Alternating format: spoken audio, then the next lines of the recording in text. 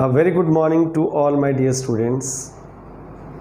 Today we are going to start with the last chapter for the syllabus of midterm from the book Statistics for Economics. And the name of the chapter is Arithmetic Line Graph or Time Series Graph. So this we are going to start today. What is arithmetic line graphs or time series graph? Which represents the data related to the time, some time period, year, month. This is called time series graph. First of all, what is graphic presentation? When a set of the statistical data are presented on a graph paper, it is called graphic presentation of the data. जब हम उसको graph paper पर represent करते हैं उसे graphic presentation of data कहते हैं। अब ग्राफ का कंस्ट्रक्शन कैसे है? कंस्ट्रक्शन ऑफ अ ग्राफ, वो कहता है keeping in mind the size and the nature of the data, a suitable intersecting point on the graph paper is assumed as a point of origin. ये हमारा एक point of origin हो गया। Horizontal and the vertical lines intersecting through this point they are called axis. Horizontal line को हम horizontal axis बोलते हैं, abscissa बोलते हैं। ये जो वर्टिकल लाइन है इसको वर्टिकल एक्सिस बोलते हैं, ऑर्डिनेट भी कहते हैं। और ये जो एक्सिस है ये उस प्लेन ऑफ द ग्राफ को 4 क्वाड्रेंट्स में डिवाइड करते हैं। Quadrant 1 we move to anticlockwise. Quadrant 1 both x and y are the positive values. Quadrant 2 x is negative, y is positive. Quadrant 3 both x and y are negative. And quadrant 4 x is positive, y is negative. See one thing, जो quadrant है opposite उसके बिल्कुल opposite values हैं, दोनों positive, यहां दोनों negative. यहां x negative y positive, यहां पर x पॉजिटिव और y negative. So this is the construction of a graph. Now we start. What are the rules? क्या क्या रूल्स हैं जब हम ग्राफ को कंस्ट्रक्ट करें तो किन किन बातों को ध्यान में रखें? पहला रूल है हेडिंग। हर ग्राफ का एक suitable, precise, self explanatory heading होना चाहिए, क्योंकि ग्राफ अपने आप में कुछ नहीं बोल रहा, उसका हेडिंग ही हमें बताएगा कि ये ग्राफ किससे रिलेटेड है। It must be precise, to the point, suitable, जिसके हिसाब से वो बना गया है उस हिसाब से वो उसकी उपयुक्तता को, उसकी सूटेबिलिटी को देखकर होना चाहिए, सेल्फ एक्सप्लेनेटरी होना चाहिए, प्रिसाइज होना चाहिए। तो ये पहला हो गया। Choice of the scale. अब कहां पर वो ग्राफ बनेगा? Choice of the scale. अगर सभी वैल्यूज पॉजिटिव है, shown on the first quadrant. If one value is negative on the y-axis, shown on the 4th quadrant. Similarly, if some values are negative on the x-axis, then on the 2nd quadrant. So one should fix an appropriate scale which should be presented. That is, the entire data are easily represented by the graph. This is the second rule for constructing a graph. Third is method of plotting the point. Economics and the business statistics, these are generally positive, so these are to be presented in the first quadrant. क्योंकि हम सब क्या पढ़ते हैं business में, profit की बात करते हैं कि प्रॉफिट होना चाहिए, होता तो लॉस भी है लेकिन नेगेटिविटी लेके नहीं चलते। तो जितना भी ग्राफ में जहाँ पॉजिटिव डेटा है वो फर्स्ट क्वाड्रेंट में होगा, मैंने बताया अभी आपको। On the x axis the points are plotted from left to right. On the y-axis the points are plotted from bottom to top. Left to right, bottom to top. Then is a lines of different type.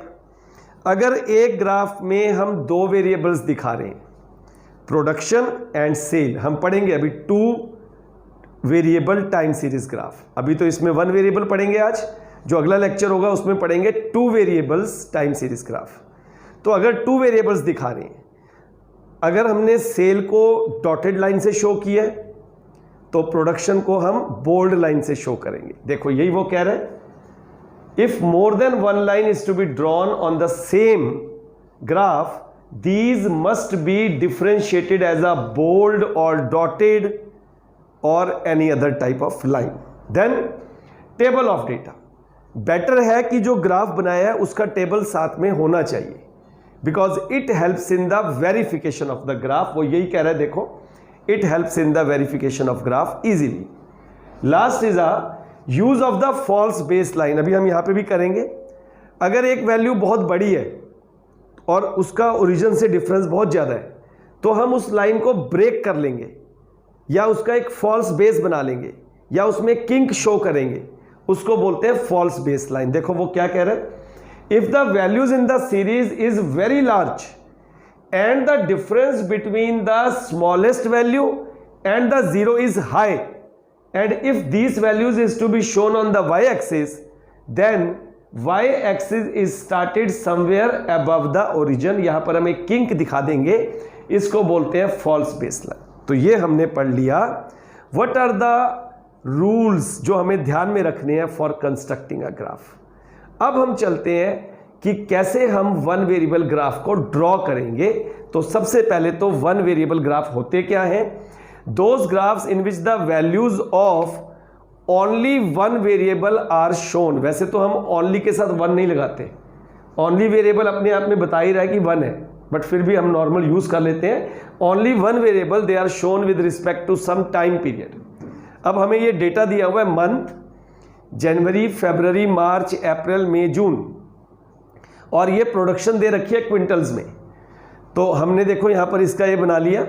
X axis we are showing the months, y axis we are showing the production. In the month of January the production is 5, so we are going to plot 5. This is a point we will get.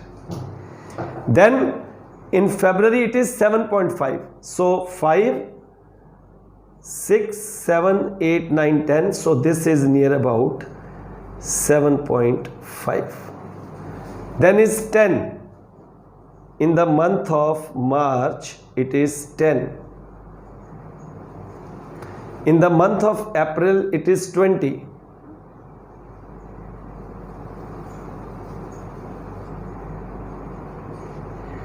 In the month of May it is 13.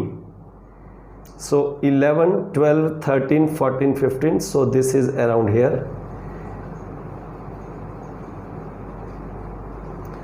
And then is 15, so little above this. Now what we will do, we will make one line and it will represent a time series graph. यहाँ से शुरू करेंगे, joining these points.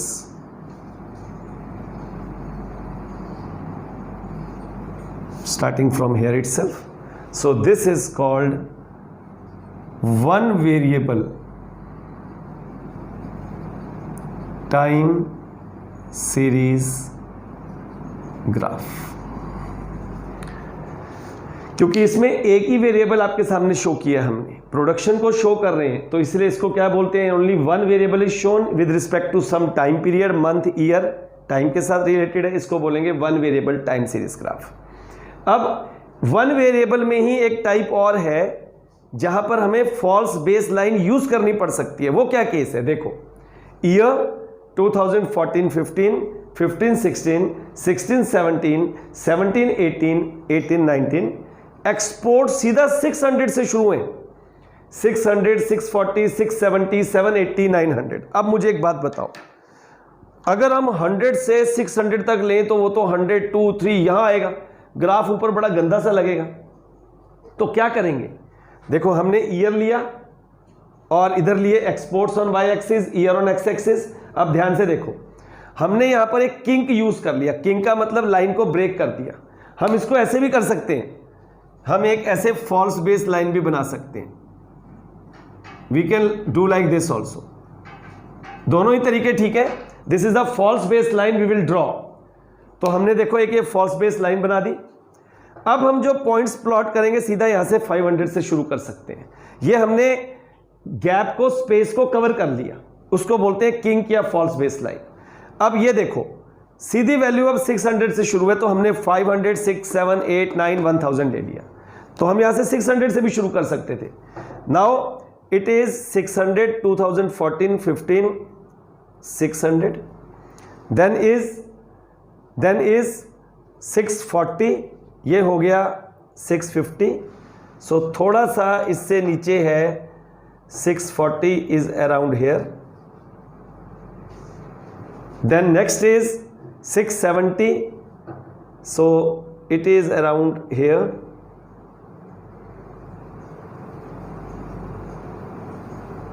then is 780, so it is around here, and last is a 900.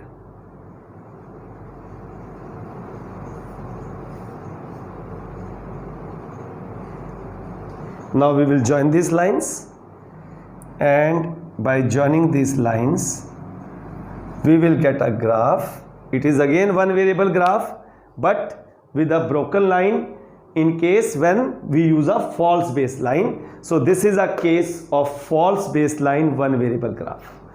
तो इसके साथ ही आज का lecture हमारा कंप्लीट हो गया। बहुत तरीके से मैंने कोशिश की है कि आपको एक एक चीज़ क्लियर समझ आए, और बोर्ड आप देख सकते हो आपके सामने है, और मैंने पूरे एक एक चीज़ को बोल के आपको समझाया है। ये अपने आप में ही नोट्स हैं। आप पूछते हो सर नोट्स, बेटे नोट्स ही तो करवा रहा हूँ आपको मैं। अगर आप लेक्चर सुन भी नहीं सकते तो फिर तो और कुछ भी नहीं कर सकते आप। और आपके पास वीडियो लेक्चर है, आप इसको कितनी बार रिपीट करके भी सुन सकते हो, अपनी बुक ओपन करके उसको साथ साथ टैली कर सकते हो, और मुझे उम्मीद है कि आप ऐसा ही करोगे और साथ साथ अपना काम करते रहोगे। God bless you all.